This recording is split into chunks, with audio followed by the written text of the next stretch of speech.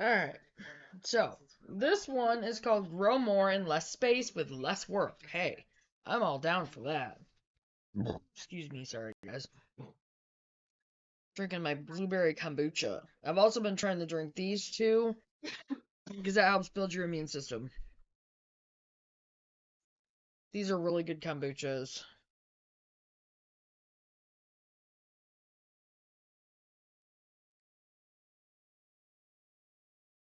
Wide, deep raised bed planting has many practical advantages, in addition to offering a better growing environment. Because of the high ratio of bed space to walking space, you can grow substantially more vegetables in substantially less space. Switching from gardener-centered to plant-centered, spacing results in dramatic savings. Raised beds are also less work because they're easier to weed, water, and fertilize. And after the first year, weeding is almost a thing of the past. Paths are narrower in a bed-based garden because they're just used for walking, not for wide cultivating machines. There are also fewer paths because they do not occur between every row. In a traditional garden, the recommended spacing between rows is determined more by the needs of the cultivator than by the needs of the cultivar. In beds, most vegetables can be grown much closer together, resulting in a further saving of space. And each of these beds takes up 4 square feet of garden space, but planted in a row, beets yield only about a dozen plants in this amount of space, whereas a staggered wide bed planting scheme yields more than 3 times that many.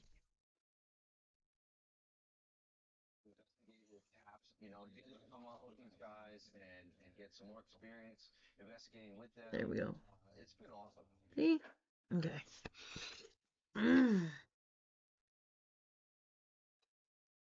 I'm actually going to go through and read this little chart here.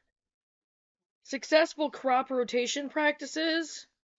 Plant beans and follow with cauliflower, carrots, broccoli, cabbage, and corn. Do not follow with onions and garlic. I do believe this is like...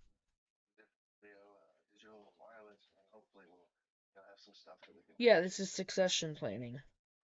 Meaning what you plant after... Yeah. Nebula, really? I'm just trying to crawl under the table. Plant beets and follow with spinach. And it doesn't actually give anything to not follow it with, so... Beets are pretty good. Plant carrots and follow with lettuce and tomatoes. Do not follow with dill. Plant cole crops, and I don't know what cole crops are. Follow with beans and onions. Do not follow with tomatoes. I'll have to look up what cole crops are. C-O-L-E. If any of you know what cole crops are, leave a comment and let me know. Remember, I'm still learning this stuff as I go, so not an expert. I don't claim to be. I'm just a beginner. Cucumbers. Plant cucumbers, follow with peas and radishes. Do not follow with potatoes. Also, don't ever plant tomatoes in the same spot as your potatoes. Just don't. Don't. Plant kale, follow with beans and peas. Do not follow with any of the brassicas.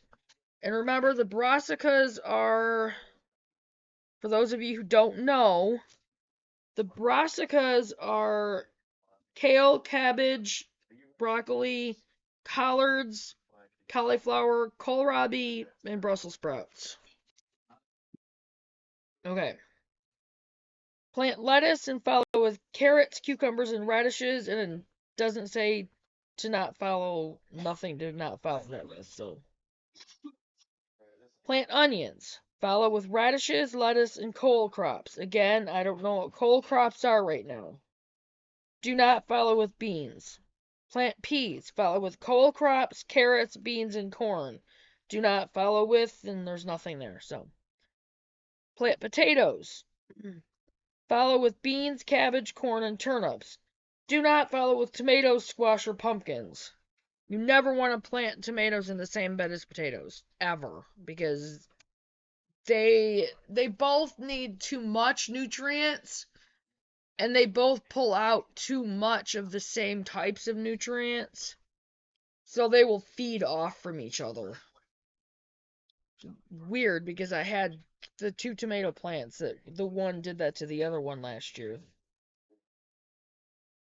Plant radishes and follow with beans. Do not follow with brassicas. Plant tomatoes. Follow with carrots and onions. Do not follow with brassicas or potatoes. I don't know why they didn't put that there. Alright, succession planting. Number 1, harvest your early crop and then turn over the soil, incorporating any remaining plant material. Add a little fertilizer, such as dehydrated manure, to the row. Number 2, level off the soil, pulling your garden rake straight down the row.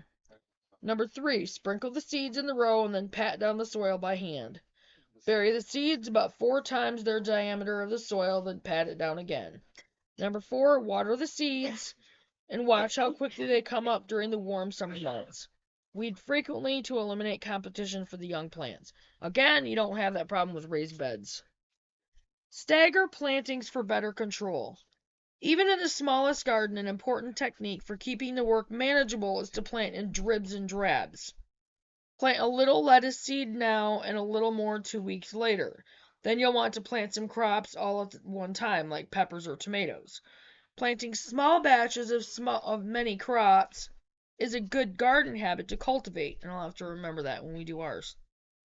Whatever size garden you tend, you'll find that staggering is the planting that spreads out the harvest and much of the attention that plants need in between, too. Instead of having a 20-foot long row of lettuce or beets to thin on a given day, you'll have only a foot or 2 of seedlings to thin. And you don't have that problem with square foot gardening and raised beds. Plus, you get more out of a lot less space. Cover with plastic soil that's not yet planted. Cover with plastic soil? Okay, that one I have yet to learn. So, no idea on this one. It's not yet planted to help it warm up or cover it with grass clippings to keep it. I don't know what that meant by that. I'm going to underline that because I don't know what that means. At the same time, I'm going to underline cole crops because I don't know what cole crops are.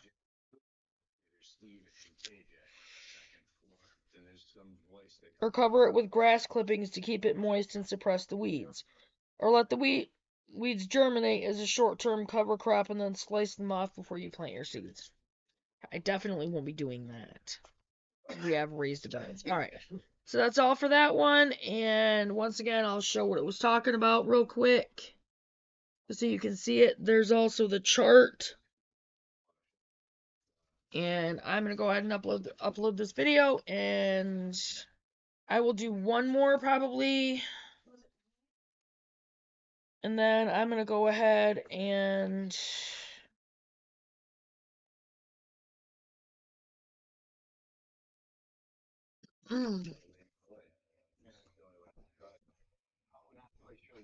probably start working on my painting. So I will.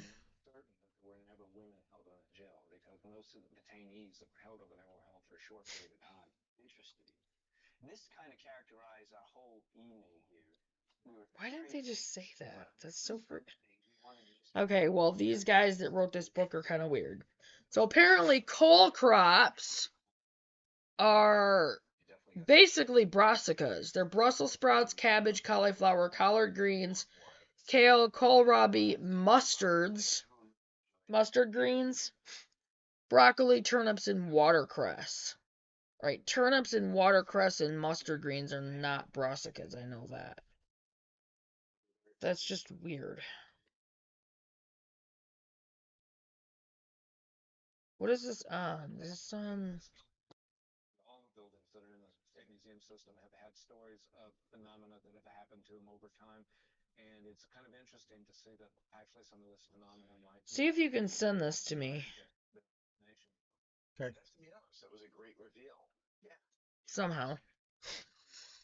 Okay, that was weird. Anyway, I'm gonna go ahead and get this up there, and I will do 1 or 2 more, and then I'll just stop the videos for the night, and I will work on my painting. So I can get that up there. And anyway, I will see you guys in the next video. Bye, guys.